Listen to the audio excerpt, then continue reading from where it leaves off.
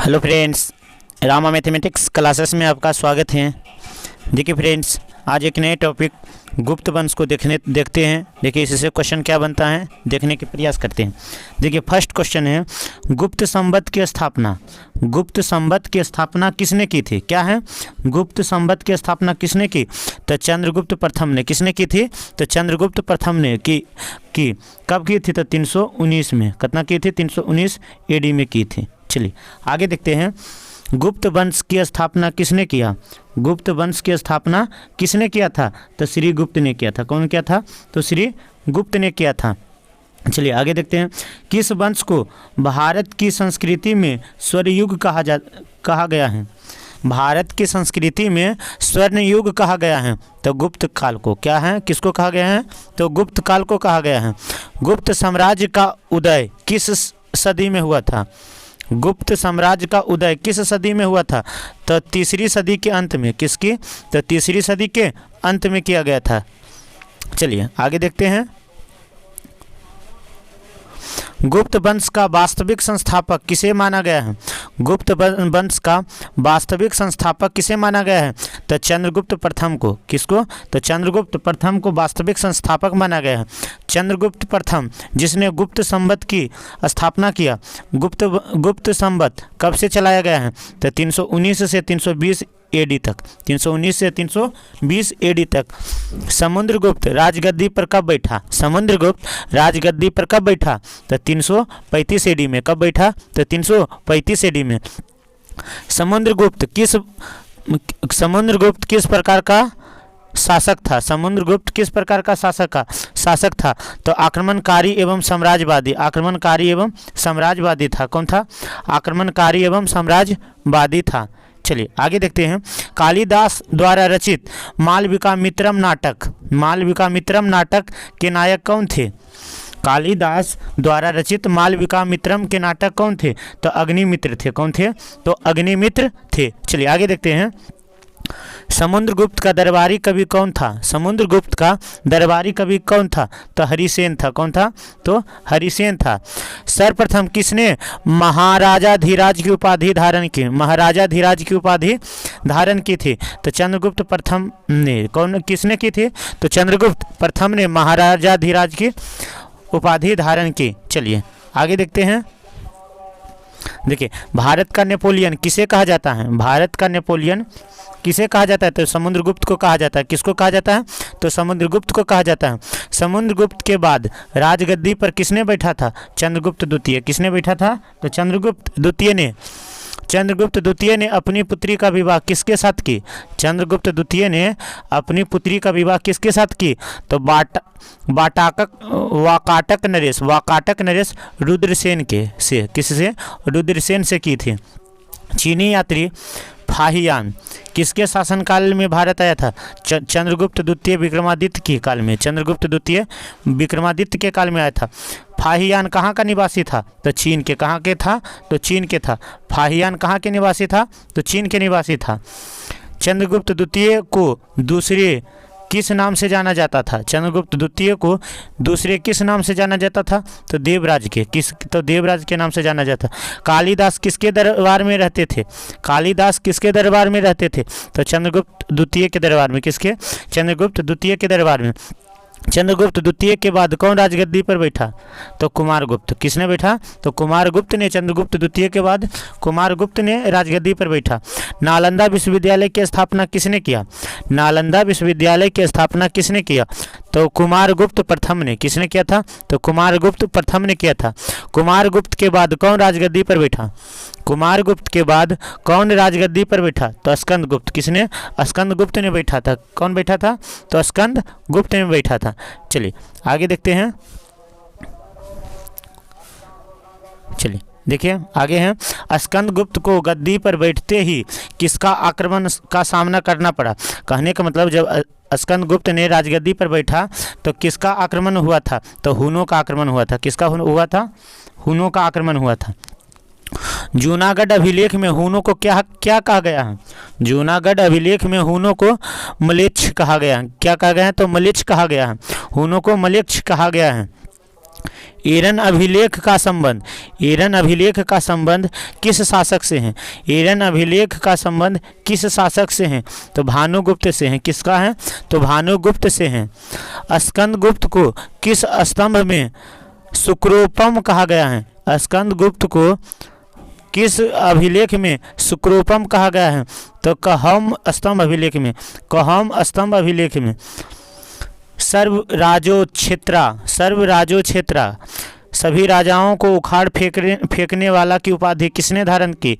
तो समुद्रगुप्त ने। किसने की थे? तो समुद्रगुप्त ने की थी।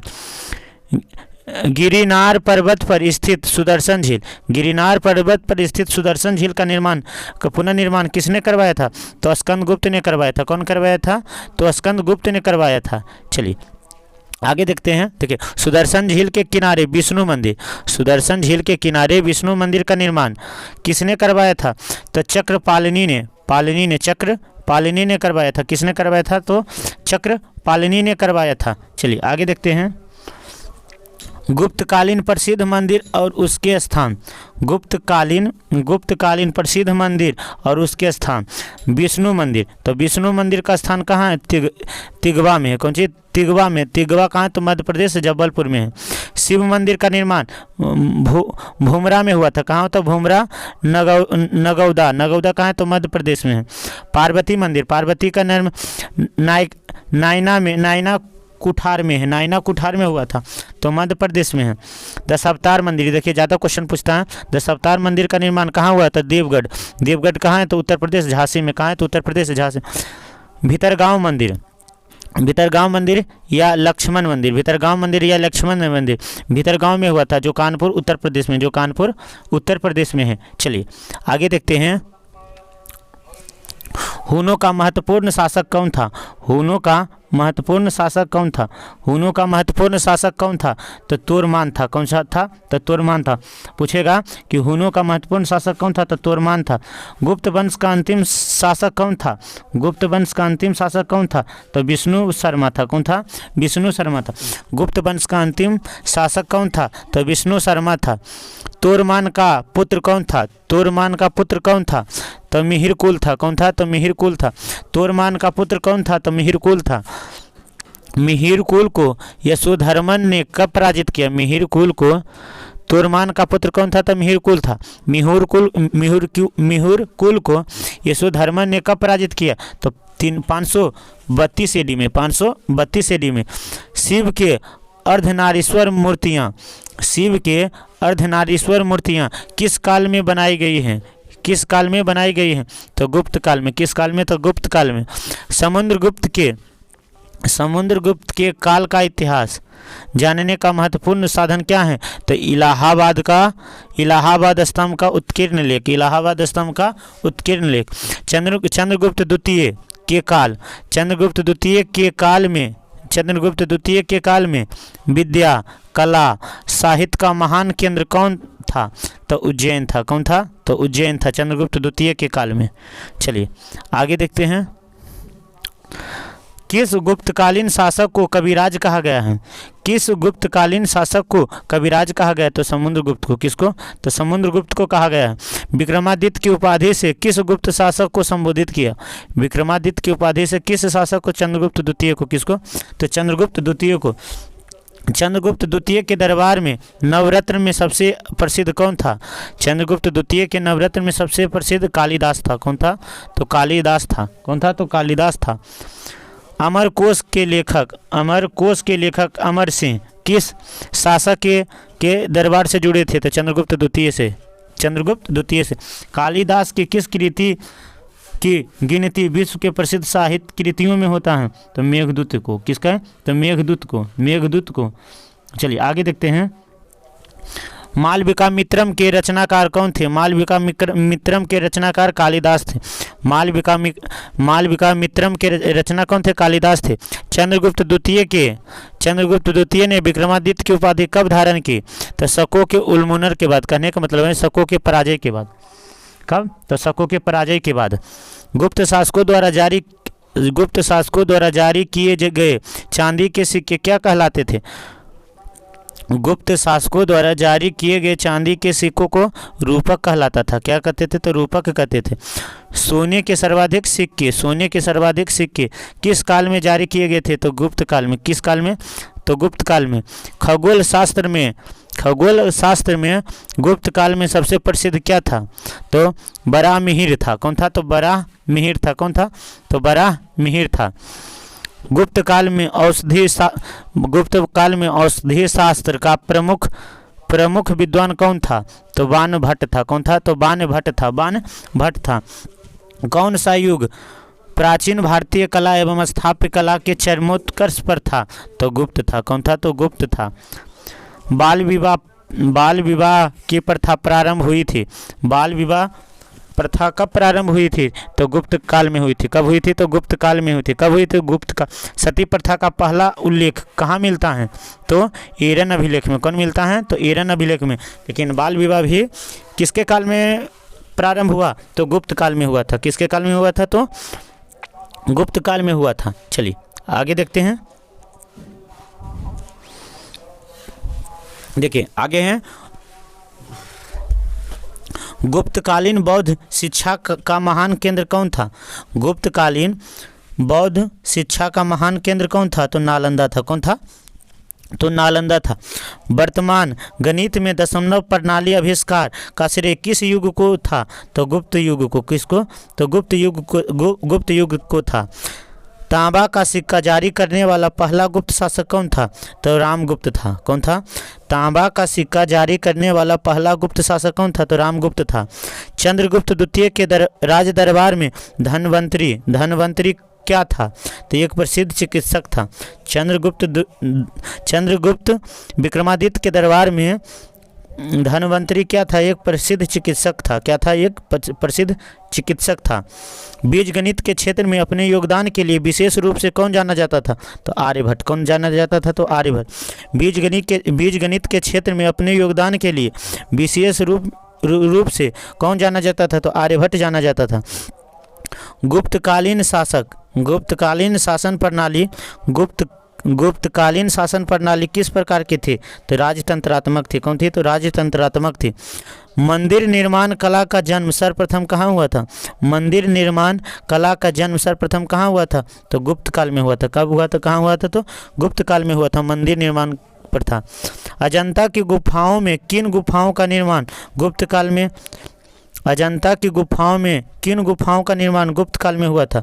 तो 16, 17 और 19 गुप्त काल में हुआ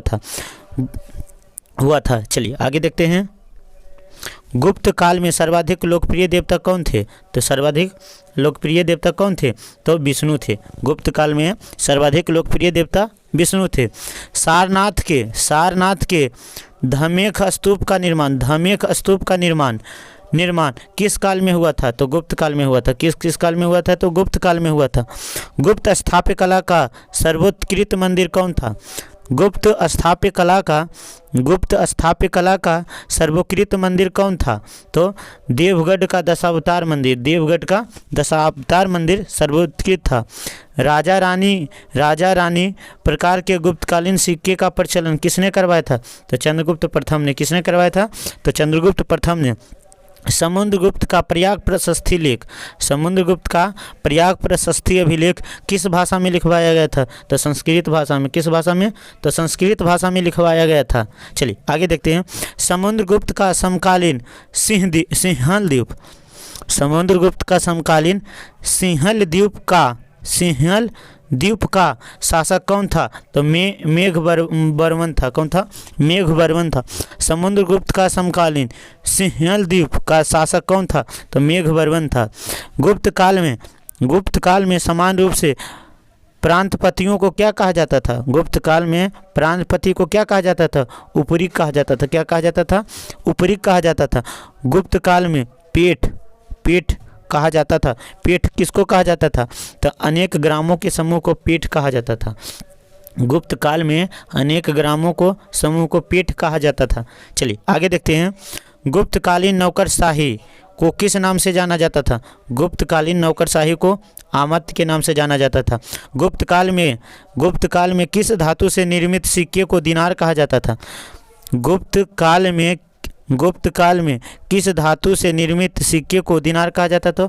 तो स्वर्ण। कहने का मतलब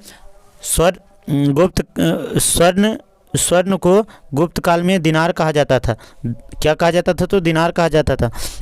महरौली दिल्ली में स्थित है। का लौह स्तंभ का निर्माण किस शताब्दी में हुई थी? तो चतुर्थी शताब्दी में हुई थी। कब हुई थी? चतुर्थी शताब्दी में हुई थी। चतुर्थी शताब्दी में हुई थी। चंद्रगुप्त विक्रमादित्य की विजय का उल्लेख महरौली का लौह स्तंभ में है।